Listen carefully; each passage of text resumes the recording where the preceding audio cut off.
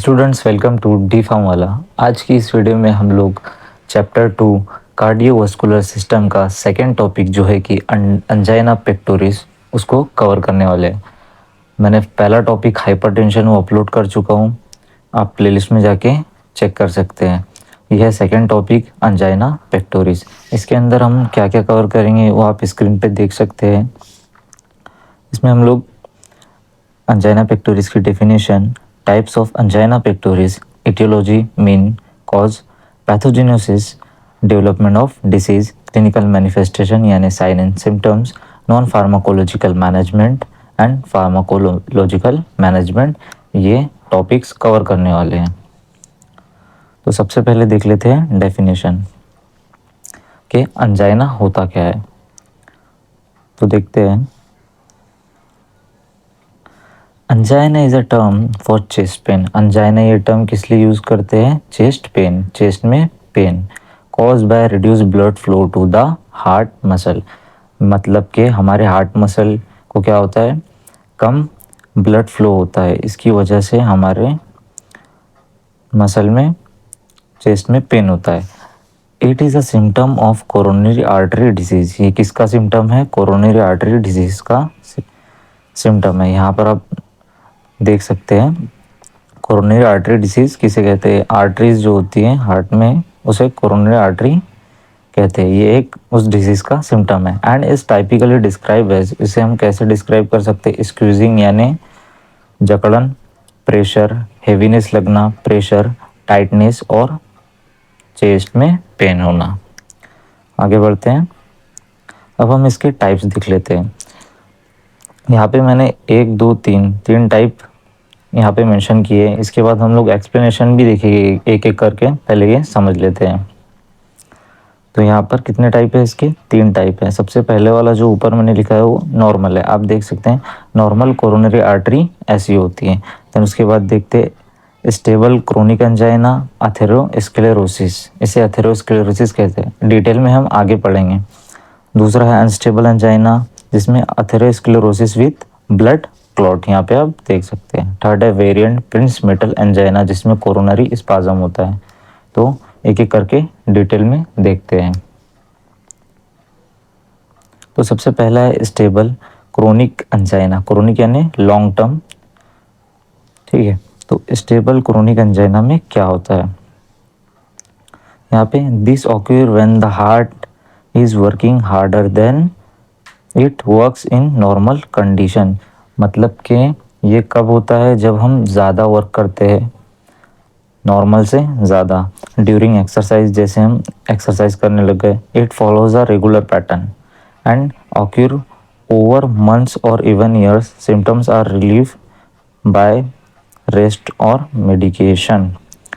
For example, जैसे कोई person है, वो कभी एक्सरसाइज नहीं करता, कोई हार्ड वर्क नहीं करता, ज़्यादा दौड़ भाग नहीं करता, वो घर में रहता है, रेस्ट करता है, उसको ये कंडीशन हो गई। अब अथेरोस्क्लेरोसिस पहले समझ लेते हैं। यहाँ पर जो है फैट जम जाता है, आप देख सकते हैं येलो कलर का जो है यहाँ पर, ये आपकी कोरोनरी आर्टरी है, वहाँ पर क्या जम गया है? फैट जम गया है।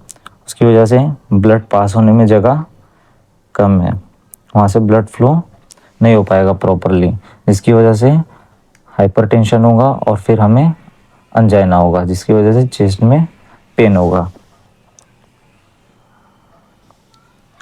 तो आप यहाँ पर देख सकते हैं during exercise it follows a regular pattern and occur over a month, जो धीरे धीरे ये बढ़ते जाता है। सिम्टम इसके रिलीव हो सकते हैं मेडिकेशन से और आराम करने से। तो आगे बढ़ते हैं, ये हो गया फर्स्ट टाइप। सेकेंड टाइप देख लेते हैं अनस्टेबल एंजाइना, जिसे अथेरोस्क्लेरोसिस विथ ब्लड क्लॉट कहते हैं। हम यहाँ पे दूसरे और पहले और दूसरे में फ़र्क क्या है? वहाँ पे सिर्फ फैट था, यहाँ पर ब्लड क्लॉट भी है, दोनों एक साथ है। अनस्टेबल एंजाइना, तो ये क्या है? This does not follow a regular pattern and can occur even at resting condition. पहला एंजाइना था जो हमें रेस्ट करने पे, मेडिकेशन पे आराम मिल जाता था, लेकिन ये जो अंजाइना है इसमें ये अनस्टेबल है, ये कभी भी हो सकता है, ये कोई रेगुलर पैटर्न फॉलो नहीं करता, ये रेस्टिंग कंडीशन में भी हो सकता है। इसकी वजह ये है कि इसमें एक तो फैट भी यहाँ पे है हमारी कोरोनरी आर्टरी में, देन इसके बाद यहाँ पर ब्लड क्लॉट भी है, तो ब्लड को पास होने में जगह बहुत कम बची है इस वजह से। However unstable angina is consider more serious as rest और medication is not enough for its relief. इसमें क्या है, मेडिकेशन और रेस्ट इनफ नहीं है, काफ़ी नहीं है। A person suffering from this type becomes to a future heart attack with in a short time. जो पर्सन इस कंडीशन में है, जिसे अनस्टेबल अंजाइना है, वो उसे फ्यूचर में कभी भी अटैक आ सकता है विद इन आवर्स और वीक। नेक्स्ट देख लेते हैं थर्ड टाइप क्या है। थर्ड है वेरिएंट प्रिंसमेटल अंजाइना। इसका मतलब होता है कोरोनरी स्पाज्म। इसमें क्या होता है, कोरोनरी स्पाज्म, आपकी जो कोरोनरी आर्टरी है वो स्पाज्म हो जाती है। मीन जैसे ये नॉर्मल है तो यहाँ से सिकुड़ गई है, आप देख सकते हैं इसमें पिक्चर में। तो देख लेते हैं। This type of angina is cause bye coronary spasm. ये अंजाइना किससे हुआ, कोरोनरी स्पाज्म की वजह से हुआ, सिकुड़ जाने की वजह से हुआ coronary artery.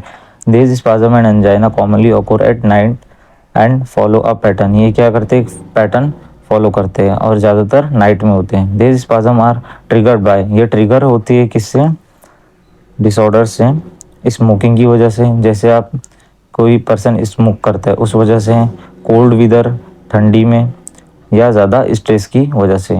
Variant angina most commonly occur in younger people.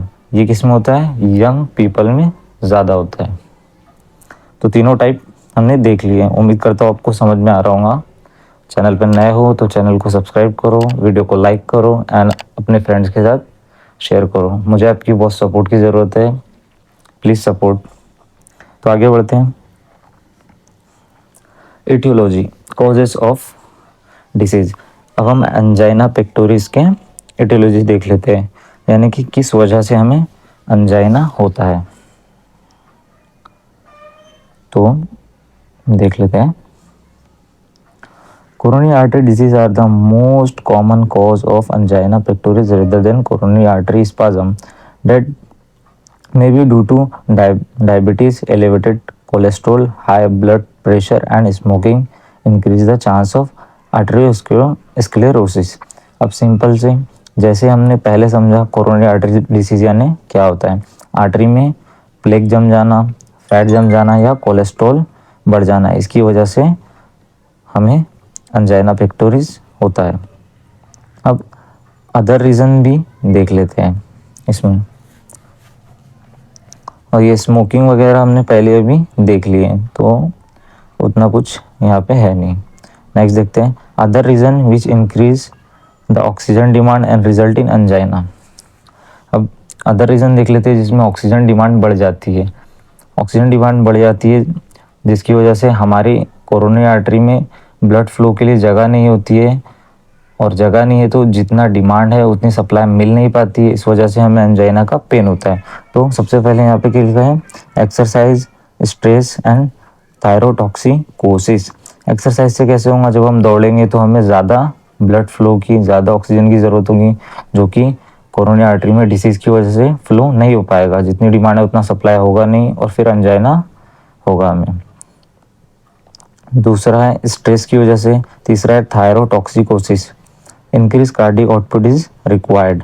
Thyrotoxicosis यानी क्या होता है, excess thyroid hormone can cause angina because it increase the heart rate and cardiac output significantly. Thyrotoxicosis यानी एक्सेस थायराइड हार्मोन जो है release हो जाता है, जिसकी वजह से अंजाइना होता है, हार्ट रेट बढ़ जाती है। थायराइड हार्मोन बढ़ेगा तो हार्ट रेट भी बढ़ेगी, जिसकी वजह से एंजाइना होता है। नेक्स्ट देखते हैं। दूसरा पॉइंट जो है वो है ऑर्टा स्टेनोसिस। स्टूडेंट्स में ज़्यादातर डायग्राम का इस्तेमाल कर रहा हूँ ताकि आपको इजीली समझ में आए। तो ये पीपीटी बनाने में बहुत मेहनत लग गई है, बहुत टाइम मेरा लगा है, तो अब तक अगर चैनल को सब्सक्राइब नहीं किया तो प्लीज़ कर दो।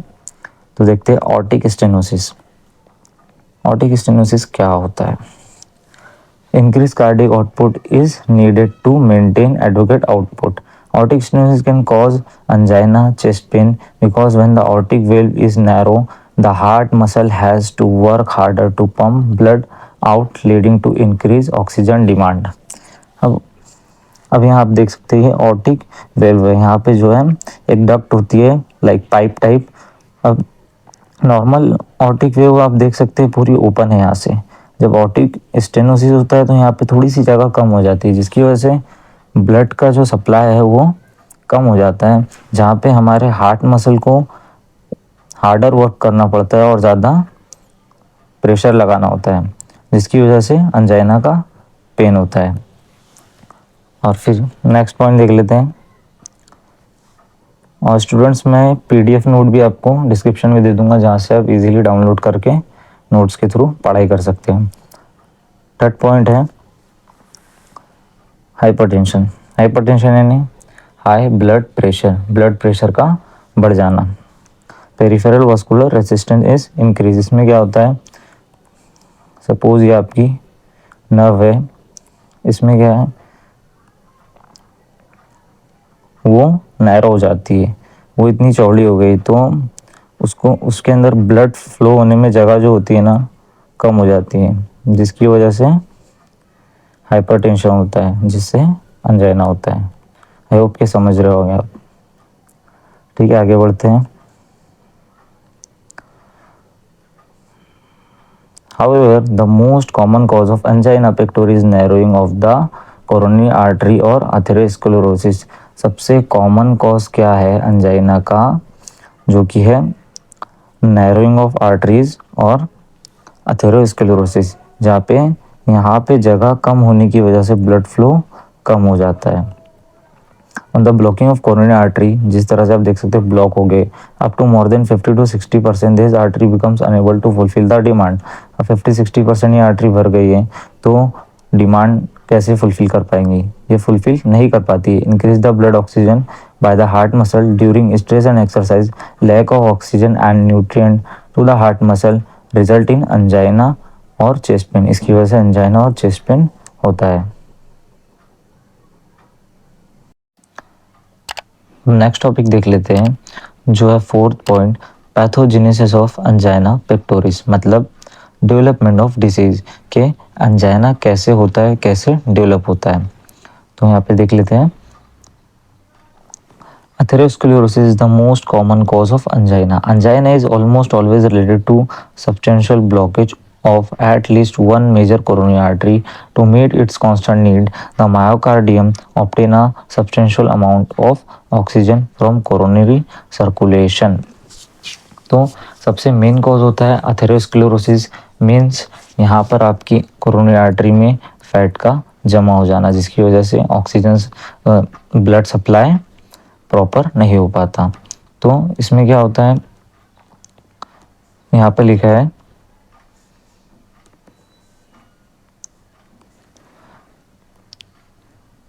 To meet its constant needs myocardium obtain a substantial amount of oxygen from coronary circulation.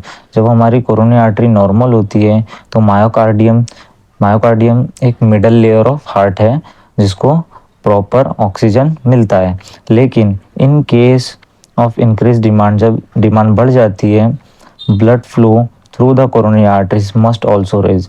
फिर ब्लड फ्लो क्या होता है, वो भी बढ़ता है जब ऑक्सीजन की डिमांड बढ़ती है। तो when a coronary artery is block, जब कोरोनरी आर्टरी ब्लॉक है, blood flow can not be increase, blood flow बढ़ नहीं पाता है, जिसके रिजल्ट में होता है इस्केमिया। इस्केमिया का मीनिंग होता है insufficient amount of blood supply to heart muscle, heart muscle को प्रॉपर सप्लाई नहीं हो पाता, जो कि रिप्रेजेंट किया है फिगर 2.2 में, जो हम आगे एक फिगर देखेंगे। तो नेक्स्ट देख लेते हैं। Angina pain is cause by the following factor, ये सारे फॉलोइंग फैक्टर की वजह से अंजाइना का पेन होता है। तो सबसे फर्स्ट पॉइंट देखते हैं, physical activity increase myocardial oxygen demand and trigger an attack. जब हमारी फिजिकल एक्टिविटी इंक्रीज होती है तो मायोकार्डियल ऑक्सीजन डिमांड भी बढ़ती है, जिसकी वजह से ट्रिगर होता है और अटैक होता है। मायोकार्डियल क्या होता है, मायोकार्डियल का मीनिंग होता है मस्कुलर टिश्यू, एक हमारे हार्ट का मस्कुलर टिश्यू है। मायोकार्डियल और मायोकार्डियम में दोनों में फ़र्क है। मायोकार्डियम हमारे हार्ट की मिडल लेयर होती है और मायोकार्डियल एक हार्ट का टिश्यू है, मस्कुलर टिश्यू। नेक्स्ट पॉइंट देख लेते हैं हम लोग। Exposure to cold cause vasoconstriction and higher blood pressure as well as increase oxygen demand. Exposure to cold यानी ठंडी की वजह से हमारे वेसल जो है कंस्ट्रिक्ट हो जाती है, जिसकी वजह से हमारा ब्लड प्रेशर हाई हो जाता है और उसमें क्या होती है, इंक्रीज हो जाती है ऑक्सीजन डिमांड, जिसकी वजह से हमें अंजाइना का पेन होता है पेशेंट को। कंज्यूमिंग थर्ड देख लेते हैं। Consuming a large meal increase blood flow to the mesenteric area for digestion and lowers blood supply to the heart muscle in severely weaken heart shunting of blood for digestion can cause angina pain. अब consuming large meal यानी बहुत ज़्यादा heavy मील लेना, बहुत ज़्यादा खा लेना। जैसे बहुत सारे पेशेंट के साथ ऐसा होता है, बहुत ज़्यादा खा लेते हैं तो उनकी सांस फूलती है। तो पहले यहाँ पे ये समझ लेते हैं मेसेंट्रिक एरिया क्या होता है। मेसेंट्रिक एरिया होता है a fold of tissue that attach intestine of abdominal wall, जो कि अटैच करता है एक टिश्यू हमारी एब्डोमिनल वॉल को इंटेस्टाइन से, जिसके अंदर क्या होता है, बहुत सी ब्लड वेसल्स होती है जहाँ से हमारा ब्लड सप्लाई होता है। जब हम बहुत हैवी मील ले लेते हैं, बहुत ज़्यादा खा लेते हैं, तो वहाँ से भी ब्लड सप्लाई होने में प्रॉब्लम होती है, जिसकी वजह से हमें अंजाइना होता है, अंजाइना का पेन होता है।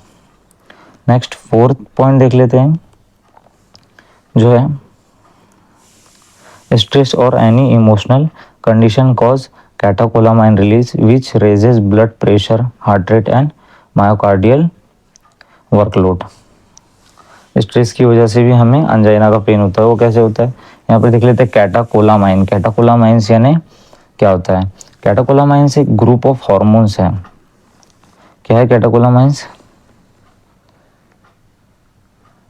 ग्रुप ऑफ हॉर्मोन्स है जो कि रिलीज होते हैं एड्रिनल ग्लैंड से, जो रेस्पॉन्ड करते हैं स्ट्रेस को, जिसकी वजह से हमारी हार्ट रेट पे भी असर पड़ता है और फिर मायोकार्डियल वर्कलोड बढ़ता है, जिससे हमें अंजाइना का पेन होता है। नेक्स्ट देख लेते हैं। अब ये फिगर है जिसमें आप समझ सकते हैं इजीली पैथोफिजियोलॉजी ऑफ अंजाइना। यहाँ पे आप देख सकते हैं factors atherosclerosis and arterial spasm. यहाँ पे क्या हो रहा है, आर्ट्रियल एथेरोस्क्लेरोसिस यानी हमारे आर्टरी में फैट जम जाना, या आर्ट्रियल स्पाज्म हो जाना, जगह कम होती है आर्टरी में। उसके बाद क्या होता है, obstruction in coronary artery, coronary artery में प्रॉब्लम होती है। फिर इस्केमिया होता है। इस्केमिया यानी क्या, insufficient amount of blood supply to the heart muscle, heart muscle को प्रॉपर ब्लड सप्लाई नहीं होता, उसकी वजह से क्या होता है। नेक्स्ट हाइपोक्सिया होता है।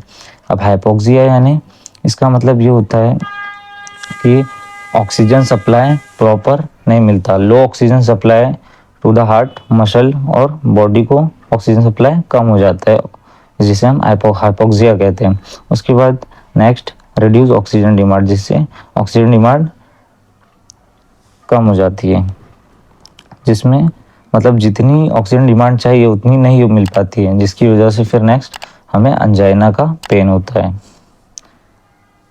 तो आगे बढ़ते हैं। नेक्स्ट है फिफ्थ पॉइंट हमारा, symptoms of coronary artery disease. अब हम इसके सिम्टम्स देख लेंगे। इसमें लिखा है शॉर्टनेस ऑफ ब्रीथ यानी प्रॉपरली ब्रीथ नहीं कर पाना, डिजीनेस चक्कर आना, कमजोरी, palpitation, irregular heart beat, heartburn mean heart में जलन होना और चेस्ट में पेन होना। नेक्स्ट देख लेते हैं, जो है नॉन फार्माकोलॉजिकल मैनेजमेंट, मतलब कि लाइफस्टाइल मॉडिफिकेशन करके बिना मेडिकेशन लिए कैसे ट्रीटमेंट कर सकते हैं या किस तरह से कंट्रोल कर सकते हैं। तो सबसे पहला पॉइंट है इसमें क्विट स्मोकिंग, स्मोक नहीं करना है, वेट को कंट्रोल में रखना है, रेगुलर चेकअप करवाना है, कोलेस्ट्रॉल का levels, rest and slow down, rest लेना है, अवॉइडिंग हैवी मील्स नहीं लेना है, अवॉइडिंग स्ट्रेस एफिशिएंटली, स्ट्रेस को अवॉइड करना है, adding fruits vegetables whole grains low fat no fat dairy product and lean meat and fish in diet. Lean meat का meaning होता है फैट कम होना उसमें।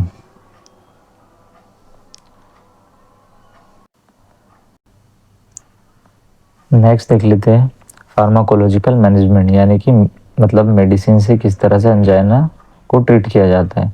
ये कुछ क्लासेस है, पहले नाम पढ़ लेते देन फिर उसका एक्सप्लेनेशन देखेंगे। यहाँ पे सबसे पहले है ऑर्गेनिक नाइट्रेट, जिसमें amyl nitrate, nitroglycerin, isosorbide dinitrate, isosorbide mononitrate. Then फिर है कैल्शियम चैनल ब्लॉकर्स, जिसमें दो कैटेगरी है, नॉन हाइड्रोपायरिडीन एंड डाईहाइड्रोपायरिडीन, जिसमें वेरापामिल है एंड डिल्टियाज़ैम है, और डाईहाइड्रोपायरिडीन में निफेडिफिन, निकार्डिपिन, अम्लोडिपिन। फिर है beta blockers, propranolol, atenolol, metoprolol and nadolol and pindolol है। नेक्स्ट देख लेते हैं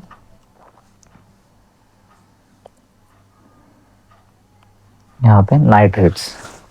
सबसे पहले है हमारा nitrates, nitroglycerine available in the form of sublingual और स्प्रे।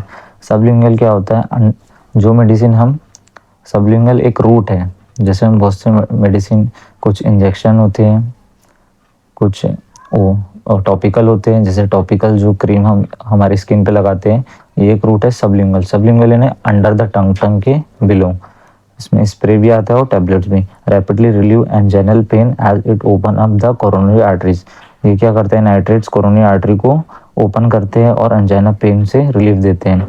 फिर है beta blockers, this agents act by decreasing the blood pressure. ये क्या करते हैं, ब्लड प्रेशर को डिक्रीज कर देते हैं, कम कर देते हैं, and slowing the heart rate, और हार्ट रेट को स्लो डाउन कर देते हैं। As a result workload, heart पे वर्कलोड क्या होता है, वर्कलोड ऑन हार्ट डिक्रीज, मतलब कि वर्कलोड हार्ट पे डिक्रीज हो जाता है, कम हो जाता है, जिसका एग्जांपल है मेटोप्रोलोल एंड बिसोप्रोलोल। थर्ड है कैल्शियम चैनल ब्लॉकर्स और calcium antagonist. They also act same mechanism as that of beta blocker.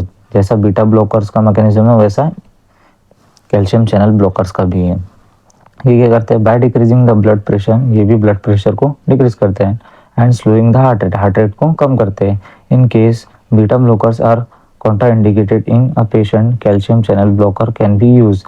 जिस केस में बीटा ब्लॉकर मना होता है पेशेंट को, उस केस में हम कैल्शियम चैनल ब्लॉकर्स का यूज करते हैं। This agent are also helpful in the treatment of coronary artery spasm. Coronary artery spasm में ये एजेंट भी यूज होता है, जिसमें एग्जांपल है nifedipine, verapamil and diltiazem. Fourth है anti platelet drugs, these are blood thinners, मतलब ये क्या करते हैं, ब्लड को थिन कर देते हैं, पतला करते हैं। अगर ब्लड हमारा गाढ़ा हो जाता है बहुत, तो पास होने में बहुत प्रॉब्लम आती है। ये क्या करते हैं, थिन कर देते हैं, थोड़ा सा पतला। Act by preventing the formulation of blood clot and dose, ये क्या करते हैं, ब्लड क्लॉट से बचाते हैं। फिर क्या होता है, prevent the blockage of artery, जिससे हमारी ब्लॉकेज है आर्टरी की वो हट जाती है। Anti platelet drugs can also be use, और एंटी प्लेटलेट ड्रग यूज होता है। एंटी प्लेटलेट ड्रग्स जो ब्लड को क्लॉट होने से बचाते हैं। इससे क्या होता है, drugs can also be use to decrease the risk of occurrence of clot induce heart attacks, जिससे क्लॉट जमा नहीं होता और हार्ट अटैक इससे कम होता है, जिसका एग्जाम्पल है clopidogrel and prasugrel. Students, thanks a lot for watching my videos. Last तक बने रहने के आपका बहुत बहुत शुक्रिया। अगर आप चैनल पर नए हैं तो चैनल को सब्सक्राइब कीजिए, वीडियो को लाइक कीजिए and press the bell icon for latest update and other videos. अब हमारे चैनल को पे आपको असाइनमेंट्स भी मिल जाएंगे, और मैं मैनुअल्स भी अपलोड करने वाला। Assignment first year second year के आपको मिल जाएंगे, ऑल सब्जेक्ट्स के, और धीरे धीरे मैं अपलोड कर ही रहा हूँ, और लेक्चर्स भी आपको मिलते रहेंगे। तो थैंक्स अ लॉट।